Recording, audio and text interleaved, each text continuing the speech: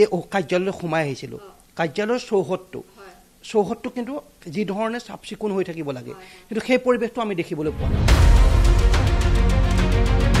joint director কাৰ্যালয়ৰ চৌহদটোত এতিয়া পানী জমা হৈ আছে সেই পৰিৱেশটো জাপানীজ এনকেফেলাইটিছৰে পৰিৱেশ যোৰহাটবাসীৰ বাবে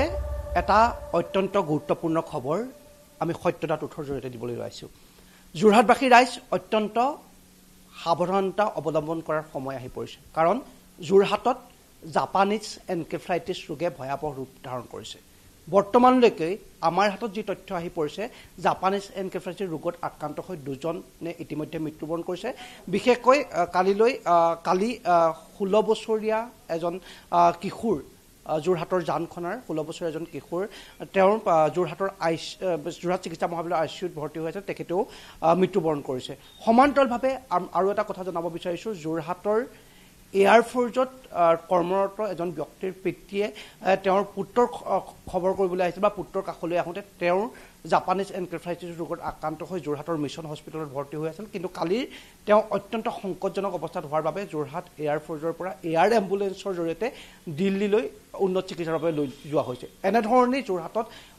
এতিয়া বৰ্তমান আচলতে অত্যন্ত ভয়াৱহ ৰূপ ধাৰণ কৰিছে জাপানীজ এনকেফেলাইটিছে কাৰণ জাপানীজ এনকেফেলাইটিছ এতিয়া কেনেধৰণে যোৰহাটত কি প্ৰাদুৰ্ভাৱ হৈছে এই সমগ্ৰ বিষয় জানিবৰ বাবে আমাৰ লগত বৰ্তমান ডাক্তৰ কবিতা ভূঞা আছে বিভাগীয় কৰ্তৃপক্ষ মই বাইদেউ আপোনাক সত্যলৈ স্বাগতম জনাইছোঁ আৰু জানিব বিচাৰিছোঁ কিমান বৰ্তমানলৈকে যোৰহাট চিকিৎসা মহাবিদ্যালয়তে হওক বা যোৰহাটৰ মিছন হস্পিটেলতে হওক যোৰহাটত কিমান জাপানীজ এনকেফেলাইটিছ আক্ৰান্ত যোৰহাটত এতিয়া বৰ্তমান 10জন আক্ৰান্ত হৈছে জানুৱাৰী মাহৰ পৰা জুলাইলৈকে 10জন ৰোগী আক্ৰান্ত হৈছে আৰু তাৰে আমাৰ 6জন এতিয়া যোৰহাট মেডিকেলত ভৰ্তি হৈ আছে এডাল্ট মানে প্ৰাপ্তবয়স্কৰ আৰু বাকী 3জন আমাৰ তাৰমানে শিশু আছে তেখেতসকল বৰ্তমান সুস্থ হৈ উঠিছে বাকী যিকেইজন আমাৰ প্ৰাপ্তবয়স্ক লোক ভৰ্তি হৈ আছে তেখেতসকলৰ অকমান অৱস্থাটো হেৰি হৈ আছে ক্ৰিটিকেল সংকটজনক হৈ আছে যিহেতু 60 ইয়াৰ্ছৰ ওপৰ লোকখিনি যদি আক্ৰান্ত হয় তেখেতসকলৰ যিহেতু অন্যান্য আনুষংগিক দেহাত বেমাৰো থাকে সেইটো কাৰণে তেখেতসকলক অকমান মানে ক্ৰিটিকেল হৈ যায় কিন্তু বহুত ক্ষেত্ৰত বাচি অহাও দেখিছোঁ বা তেখেতৰ আৰোগ্য হোৱাৰ বা তেখেতসকলৰ বৰ্তমান মই আৰোগ্য হোৱাটোৱে কামনা কৰিছোঁ যদিও যোৰহাট মহাবিদ্যালয়ত তেখেতসকলে এটা চিকিৎসাধীন অৱস্থাত আছে বাকী আমাৰ ইমান ভয় খাবলগীয়াকৈ ইমান হেৰি হোৱা নাই বাৰু কিহেতু আমাৰ বাকী অন্যান্য ডিষ্ট্ৰিক্টবিলাকৰ তুলনাত আমাৰ যোৰহাট জিলা বৰ্তমান কণ্ট্ৰলতে আছে বুলি আমি ক'ব পাৰোঁ তথাপি বাইদেউ আপোনালোকে কৈ আছে আপোনালোকৰ তথ্য অনুসৰি এজনৰ মৃত্যু হৈছে কালি যিজন জানখনাৰ 16 বছৰীয়া কিশোৰৰ মৃত্যু হৈছে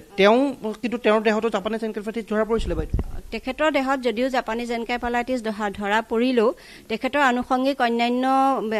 অসুখো আছিলে লগত অন্যান্য অসুখ আছিলে কাৰণে সেই বিষয়ে আমি যথেষ্ট তেখেতক চিকিৎসা কৰা ডক্টৰৰ লগত আমি কথা বতৰা পাতিহে এই বিষয়ে আপোনাক জনাব পাৰিম তেখেতৰ প্ৰকৃতাৰ্থত যেই জাপানীজ এনকেফেলাইটিছত মৃত্যু হৈছে নে অন্যান্য আনুষংগিক ৰোগৰ সৈতে মৃত্যু হৈছে সেই বিষয়ে আপোনাক এতিয়া বিতং তথ্য মই দিব নোৱাৰোঁ যিহেতু আমি তেখেত যোৰহাট মেডিকেলতহে মৃত্যু ঘটিছে গতিকে আমি তেখেতসকলৰ লগত আলোচনা কৰিহে আপোনালোকক জনাব পাৰিম তেখেতৰ মৃত্যুৰ কাৰণ তেওঁ ঘৰৰ পৰিৱেশটো আচলতে অকণমান অস্বাস্থ্যকৰ তেখেতসকলৰ ঘৰৰ পৰিৱেশটো অকণমান অস্বাস্থ্যকৰ আছিলে তেখেতসকলৰ সন্মুখত এখন জলা এৰিয়া আছে বৃহৎ পথাৰৰ দৰে আছিলে সেই এৰিয়াটোতেই আচলতে হয়তো তেখেত জাপানীজ এনকেফেলাইটিছ মহৰ দ্বাৰা আক্ৰান্ত হ'ব পাৰে বুলি আমি ভাবিছোঁ পৰিৱেশটোৰ পৰা চাই পেলাই কাৰণ যিহেতু তাত আমি যাওঁতে দেখিলোঁ হাজাৰ বিজাৰ বগলী পৰি আছে পানী আছে দীঘল দীঘল ঘাঁহ আছে গতিকে সেই পৰিৱেশটো জাপানীজ এনকেফেলাইটিছৰে পৰিৱেশ সেই পৰিৱেশটো গতিকে সেই পৰিৱেশত মানুহ জীয়াই থাকিলে তেখেতসকলে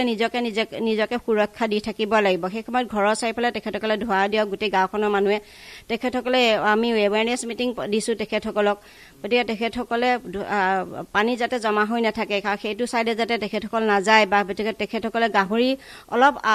সেইখন গাঁৱত গাহৰি নাই যদিও অলপ আঁতৰৰ 1.5 কিলোমিটাৰ দূৰত এখন গাহৰিও আছে বুলি আমি গম পালোঁ সেই গাহৰিৰ পৰা যিহেতু য'তে ত'তে গৈ পেলাই বগলী আহি পেলাই তেখেতসকলৰ সেইটো হেৰিয়াতৰ হয়তো কামুৰিব পাৰে তেনেকুৱা অন্যান্য ৰাইজো যাতে তাৰ পৰা সুৰক্ষিত হৈ থাকিবৰ কাৰণে নিজৰ ঘৰৰ চাৰিওফালে ধোঁৱা দিয়ক সেই জ্বলা হেৰিয়াৰ ফালে তেওঁলোকে বৰকৈ বিচৰণ নকৰি নিজৰ ঘৰত হাত দীঘল চোলা পিন্ধক আঁঠুৱা ঔষধীকৰণ আমাৰ চৰকাৰৰ ফালৰ পৰা কৰি আছে সেইখিনিও কৰি থাকক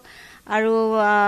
গাহৰি অধ্যুষিত অঞ্চললৈ যাতে আমাৰ নাযায় বা যদি গাহৰি আছে তেখেতসকলে গাহৰি ঘৰৰ পৰা অলপমান বাহিৰত আঁঠুৱা ব্যৱহাৰ কৰি গাহৰি ৰাখক আৰু গাহৰিৰ প্ৰতিষেধক ব্যৱস্থা কৰিবৰ কাৰণে আমি ভেটেনেৰীৰ লগত যোগাযোগ কৰিছোঁ আমাৰ ভেটেনেৰী মানুহেও গাহৰিৰ প্ৰতিষেধক ব্যৱস্থা গ্ৰহণ কৰি আছে এইখিনি আপুনি সাৱধানতা অৱলম্বন কৰিব কৈছে দৰ্শকসকলেও নিশ্চয় ভাল পাইছে মই আপোনাক আৰু এটা কথা সুধিব বিচাৰিছোঁ চাফ চিকুণটো কিমান প্ৰয়োজন চাফ চিকুণ মানে ঘৰৰ চাৰিওফালে যাতে পানীটো জমা হৈ নাথাকে শুকান হৈ থাকে আজি কিছুমান ঘৰৰ মানুহৰ ঘৰত মই দেখিছোঁ সেইবিলাকত মানে ধৰি লওক গছ বনবোৰো একদম গছে হেৰিয়ালৈকে দলি ধৰিছে গছ বনবিলাকো কাটি থ'ব লাগে কাৰণ গছৰ পাতত যিটো পানী জমা হয় সেইবিলাকতো অন্যান্য ভেক্টৰ বন ডিজিজ থাকিব পাৰে আপুনি বেয়া নাপাব আমি যেতিয়া এই কাৰ্যালয়লৈ সোমাই আহিছিলোঁ কাৰ্যালয়ৰ চৌহদটো কিন্তু যি ধৰণে চাফ চিকুণ হৈ থাকিব লাগে কিন্তু সেই পৰিৱেশটো আমি দেখিবলৈ পোৱা নাই জইণ্ট ডাইৰেক্টৰ কাৰ্যালয়ৰ চৌহদটোত এতিয়া পানী জমা হৈ আছে অস্বাস্থ্যকৰ বাইদেউ হয় অস্বাস্থ্যকৰ পৰিৱেশ কিন্তু হাবি জংঘলৰ পৰিৱেশ এনে পৰিৱেশৰ পৰা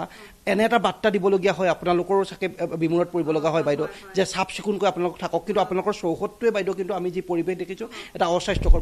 এই চৌহদটোৰ বিষয়ে চাফ চিকুণ কৰিবৰ কাৰণে আমাৰ যিহেতু জইণ্ট ডাইৰেক্টৰ ছাৰ আছে জইণ্ট ডাইৰেক্টৰ ছাৰে আমাৰ ডিষ্ট্ৰিক্ট এডমিনিষ্ট্ৰেশ্যনৰ লগত কথা বতৰা পাতি আমাৰ চৌহদটোৰ কাৰণে বিভিন্ন ব্যৱস্থা গ্ৰহণ কৰিছে মাটি চাটি ইফালে পেলাইছে পানী ড্ৰেইন নলা ওলাই যাবৰ কাৰণেও আমাৰ ব্যৱস্থা কৰিছে আমাৰ জইণ্ট ডাইৰেক্টৰ ছাৰে ডিষ্ট্ৰিক্ট প্ৰশাসনৰ লগত কথা পাতি এই সময় আমাৰ কামসমূহ কৰি আছে বৰ্তমান চলি আছে সেইখিনি কাম আমাৰ আৰু এটা কথা সুধোম অসমত মেলেৰিয়াৰ দৰে এটা ব্যাগুম বিভাগ আছে কিন্তু সেই বিভাগটোৱে আমি বিভিন্ন সময়ত যেতিয়া দেখোঁ বাইদেউ আচলতে চুৰ গ'লে বুদ্ধি আৰু বৰষুণ গ'লে জাপিৰ দৰে ব্যৱস্থা গ্ৰহণ কৰা দেখিবলৈ পোৱা যায় বৰ্তমান আপুনি কৈছে ধৰক আপোনালোকৰ তথ্যমতে এগৰাকীৰ মৃত্যু হৈছে কিন্তু আনজনো কিন্তু জাপানীজ এনকেফেলাইটিছ হৈছিলে তেওঁৰ মৃত্যুটো আপোনালোকে পৰীক্ষা কৰি চাব লাগিব কিন্তু ভয়াৱহ ৰূপ ধাৰণ কৰিছে বাইদেউ এইটো জাপানীজ এনকেফেলাইটিছে তাৰপিছত মেলেৰিয়া ডিপাৰ্টমেণ্টৰ কিন্তু নিজৰ দায়িত্ব থাকে গাঁৱে ভূঞে গৈ এই ডিপাৰ্টমেণ্টত কিন্তু বাইদেউ আমিও গাঁৱতে বসবাস কৰোঁ কিন্তু আমি সেই পৰিৱেশটো তেওঁলোকৰ সক্ৰিয়তাটো দেখিবলৈ পাওঁ ঢেকাগাঁও কামাৰগাঁও আপুনি মানে Sholmara BPSC under Sholmara BPSC আণ্ডাৰত আমাৰ আচলতে মেলেৰিয়া ৱৰ্কাৰখিনি যিমানখিনি থাকিবলৈ আচলতে সেই সংখ্যা অনুপাতে আমাৰ কম হয় মেলেৰিয়া ৱৰ্কাৰখিনি মেলেৰিয়া ৱৰ্কাৰ যিকেইজন আছে তেখেতসকলে ফগিঙতো যাব লাগে তেখেতসকলে এৱেৰনেছ মিটিঙো দিব লাগে তেখেতসকলে অন্যান্য সেয়াত গাঁও ৱাইজ আমি একশ্যন প্লেন বনাইছোঁ সেই একশ্যন প্লেন মতে আমাৰ মানুহ গৈ আছে গৈ আমাৰ এৱেৰনেছ মিটিং দি আছে আৰু এই বিষয়ে আমি আমাৰ SDM যিটো SDM আমাৰ দিয়া থাকে BPSCত SDM বাইদেৱেও সেইমতে গৈ পেলাই মেলেৰিয়া মানুহখিনিৰ বা মেলেৰিয়া বুলি নহয় এতিয়াতো মেলেৰিয়া কণ্ট্ৰলেই হৈ গ'ল আমাৰ এতিয়া মেলেৰিয়া যোৰহাটত নায়েই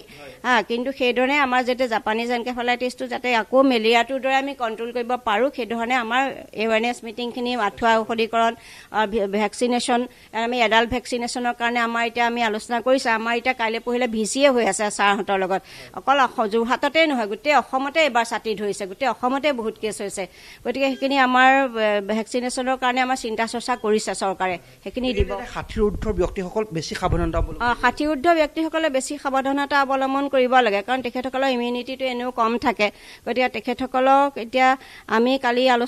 বিলোচনা কৰা মতে চৰকাৰৰ লগত আমাৰ আলোচনা বিলোচনা হৈ আছে আমাৰ চৰকাৰীখন গুৱাহাটীৰ লগতো আমাৰ কণ্টেক্ট হৈ আছে কাইলৈও হ'ব গতিকে এই ভিতৰত তেখেতসকলক ভেকচিনেশ্যন কৰাৰ কথা চিন্তা কৰিছে আমাৰ চৰকাৰে চিন্তা কৰিছে চৰকাৰেতো কৰিছে নিশ্চয় কৰিছে কিয় নকৰিব আৰু আমাৰ মানুহ আমাৰ কৈ আছে কি হ'ল যে BPSCখনৰ অকল মেলেৰিয়া জেইৰ লগতে ব্যস্ত হৈ থাকিব আৰু বহুত কাম থাকে ন মানুহো কম আমাৰ বাইদেউ আৰু এটা তথাপিতো আচলতে আমাৰ দৃষ্টিত আমি ভাবোঁ যে তেওঁৰ সাৱধানতা হ'ব লাগে মানুহৰ মৃত্যু হ'ব নালাগে সজাগতা হ'ব লাগে সেইখিনি কোনো কাম্য নকৰে এতিয়া প্ৰশ্ন হৈছে মানে জাপানীজ এনকেফেলাইটিছ প্ৰথমতে আচলতে 20জনমান আহিছিলে তাৰপিছত 10জনৰ বাকীকেইজন আমাৰ AES বুলি কওঁ একুইট এনকেফেলাইটিছ চিণ্ড্ৰম জেই নহয় AESটো বিভিন্ন কাৰণত হ'ব পাৰে মানুহজনৰ মহে খোৱাৰ পৰা নহয় সেইটো বেলেগ বেলেগ বেমাৰৰ পৰা হয় কিন্তু বাকী আমাৰ প্ৰকৃতাৰ্থত জেই 10জনহে আমাৰ 10জন জ্ঞাপন কৰিছোঁ এইদৰে আচলতে মাহৰ পৰাহে এইটো গতিকে বাকীবিলাকৰ আকৌ এতিয়া জুন মাহতে 15-20টা হৈ গৈছে নহয়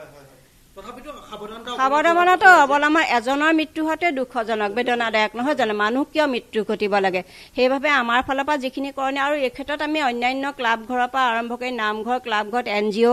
এইবিলাকৰ পৰা তেখেতসকলৰ পৰা আমি সহায় সাৰথি পাইছোঁ আগতে আমি স্কুল কলেজবিলাকতো দিওঁ এতিয়া স্কুল বন্ধ হৈ গৈছে ৰাইজৰ সজাগতাটো নিশ্চয়কৈ লাগিব এয়া আচলতে ডাক্তৰ কবিতা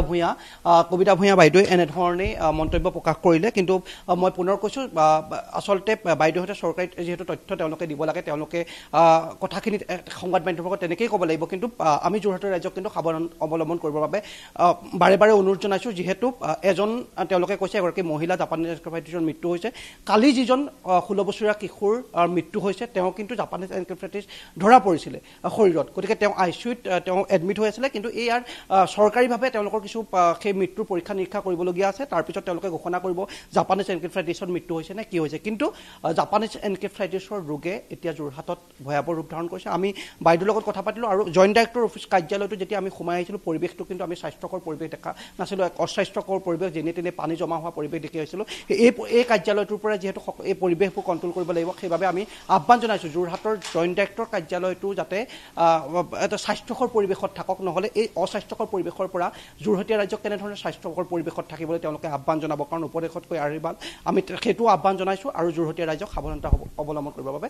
আমি কৰজোৰে অনুৰোধ জনাইছোঁ